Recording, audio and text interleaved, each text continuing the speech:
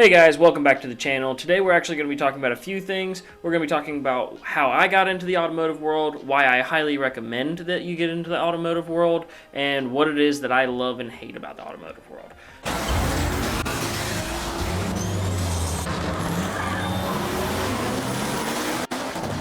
So I'm actually going to start off with how I got into the automotive world, and then we'll move on down the line from there. So the reason that I got into the automotive world was actually kind of just natural. My entire family on both sides is kind of somewhat in the automotive world. Either owns shops, grew up in shops, worked with vehicles in some sort of manner. So that being said, my uncle actually owned a tire shop for a good portion of his life. Actually owned it up until the day that he died. I absolutely probably would have taken over that shop for him if I was old enough whenever he passed, but I wasn't, and honestly, that's just, it's gone. That being said, my grandfather on my mother's side loved his vehicles, took very well care and maintained his vehicles to a point where it was almost religious. My stepdad's family is kind of all over the automotive world. My father's family also had a pretty good presence in the dirt track community, as well as a lot of other aspects of the automotive world. Regardless, that's just kind of like a backstory from my parents and family of why I got into it. So it's kind of just natural for me to love vehicles and automotive industry in general. On top of that, I just took to it very well. My first car ever was a 1998 Mitsubishi Eclipse, and it was a hoopty.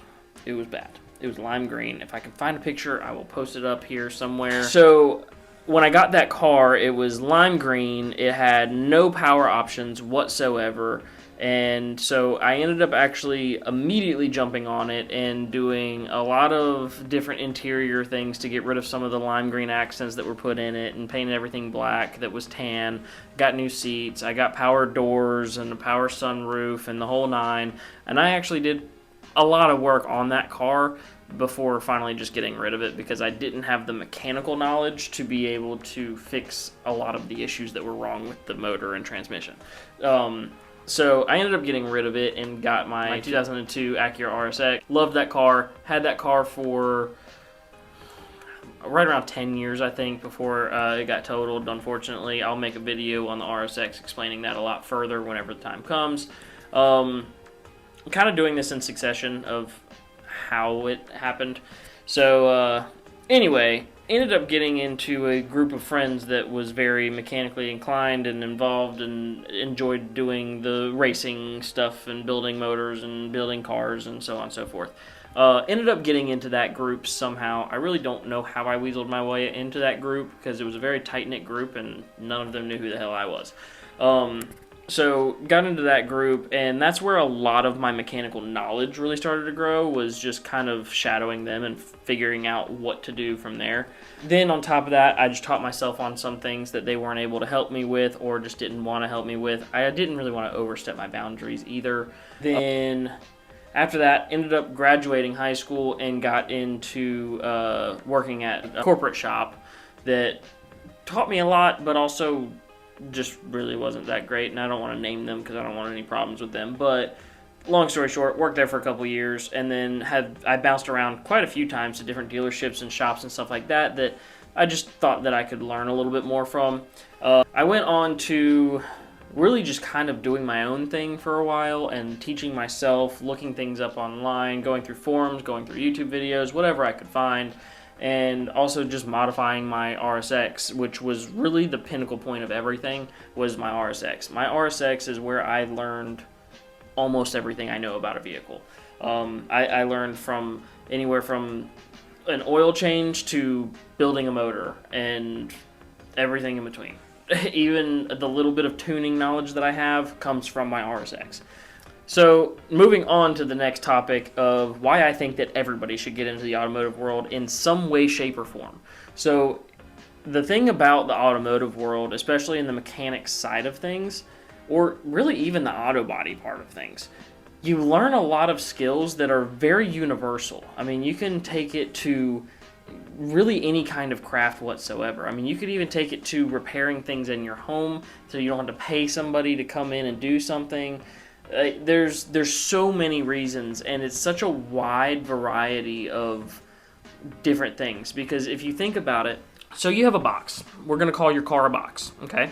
This box has plumbing, it has electrical, it has mechanical, it has bodywork stuff, however you want to call that, aesthetics, paint, the whole nine. It's got everything in this one little box called a car. And if you can figure out even some of the problems and figure out how to fix them on your own, chances are you're going to learn a skill that is going to be able to be used so widely. And so I really, really, really believe that everybody should figure out how to work on your own car. Even the only thing that I will recommend is don't start off doing brakes. That is the part that is probably the biggest safety of all of it. You need to be able to stop the car. If you have no mechanical knowledge whatsoever, as easy as brakes are to do, don't start off there. Get a little bit of knowledge, move on to brakes. Brakes are very easy. You can look at a video and you can figure out how to do it. However, it should never be one of the first things that you learn on a car. It is one of the biggest safety risks if you mess it up. So don't do it.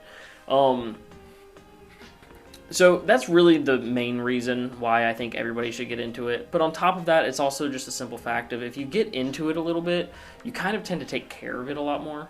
And if you take care of your car, it's going to last a lot longer, regardless of what you do. Even if you're just detailing it every once in a while. Just those little things make your car last so much longer. So the last subject that I wanted to hit on was the things that I love and the things that I hate about the car community, automotive world, whatever you want to call it. So we're going to kind of start off with what I just said, which is car community. The car community is a very, very strenuous group of people, and you have to understand that everybody is doing their own thing. Just because you like something doesn't mean everybody likes something. Just because you don't like something doesn't mean everybody doesn't like it. Everybody has their own vision, their own wants, needs, fulfillment, whatever it is, with their vehicle, and it's their vehicle, not yours, just like it's your vehicle and not theirs. It doesn't matter what everybody's opinions are. You know what they say about opinions.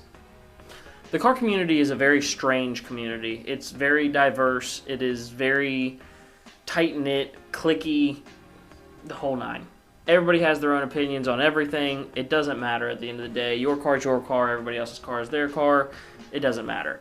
Everybody's knowledge is also much different, and you have to remember that. Just because you know X amount of things doesn't mean that everybody knows anything. There's a lot of people in the car community, like Parker Jones in the Stangery video that I just made a couple weeks ago.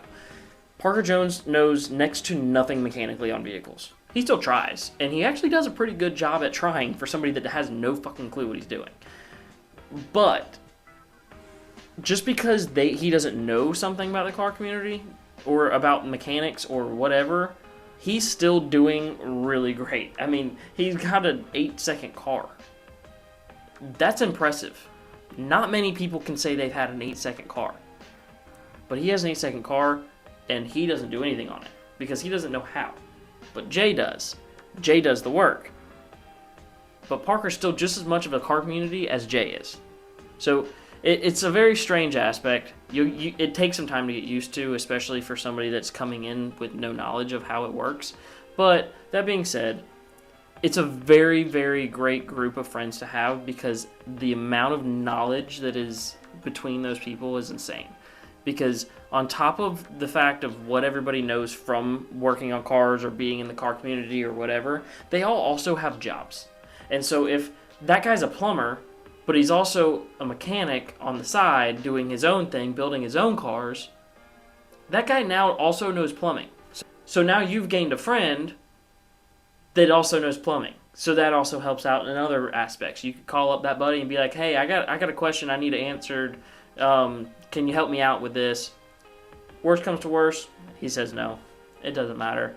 You can still call a plumber at the end of the day. But you got a buddy that might be able to help you. It's just that there are so many reasons that the car community, automotive world, mechanic life, whatever you want to call it, however you want to go about it, there's so many reasons that it is such a huge part of my life, and I really wish that so many people could just understand it, let alone be a part of it.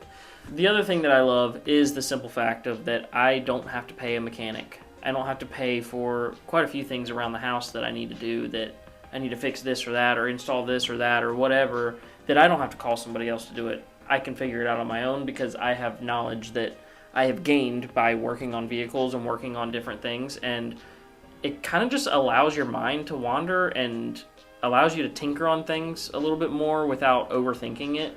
I do still overthink it, but not nearly as much to the point where I wouldn't be doing it. So I guess there's that. Now, a couple of things that I do hate about the car community is the drama. There's some drama if you get into the mix of like the street racing or car meets and stuff like that. There's quite a bit of drama involved there. I tend to just avoid it at this point. There was a time in my life where I was right in the midst of all of it, of course. But now, later on in life, I've kind of gotten to the point where I just kind of do my own thing and I show up every once in a while and I enjoy it. So the drama, the clicks, if you start building your own vehicle, you also have a lot of problems that just tend to come up and that you have to figure out. You have to diagnose and figure out and fix and everything else. It's kind of just part of it. It is what it is. It's not that bad. Once you kind of get used to it, you also gain a lot of knowledge.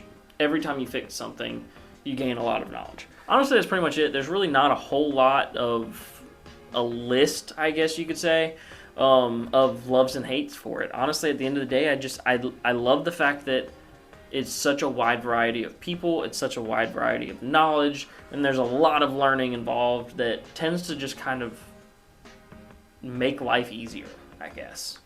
So that'll be it, and I hope you guys have a great day. Like, comment, and subscribe. Feel free to leave some suggestions on videos even, and maybe we can go from there and keep going and keep building the channel and keep making videos, and who knows, maybe we'll create a whole community here.